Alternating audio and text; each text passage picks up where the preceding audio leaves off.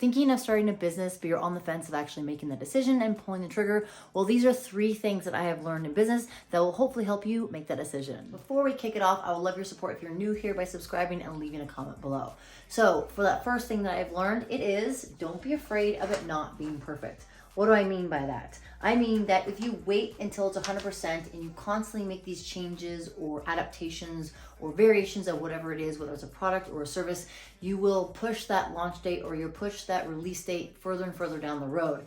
Now, don't get me wrong, there will be things you may need to make changes as you evolve and as you adapt, and that's fine. But if you constantly postpone it or kick that can or kick that stone down the road, you're just going to delay it even more. So if it's not 100% or it's not exactly what you want, that's okay. Get started, put it out there, and then if you need to review your work, which you should, you can make some changes later on. The second thing I have learned is to be resilient. You will have a lot of doors shut in your face. You will have people tell you no more times than you want. You will have to learn to adapt and change, but there will become growth from that adaptation and that change. From my wine company to my consulting company, I have had so many people tell me no or not get back to me and not answer my calls or my emails. But for me, it was very important to continue to push forward and be steadfast. So maybe a little bit of stubbornness will be helpful, but being resilient is very important.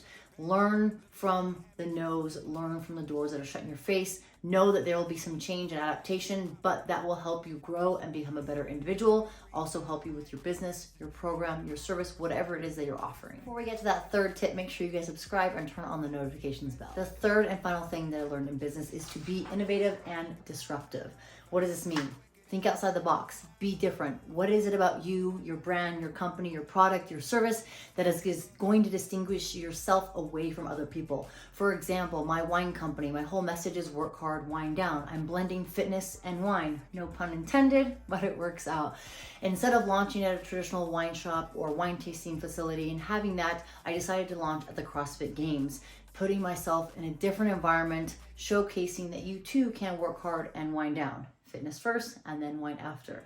But for me, it was about being innovative and disruptive and changing the narrative, not doing something traditional like other companies have. So whatever you have, product, service, brand, company, make sure that you are doing something innovative and disruptive, and that's going to make you stand out.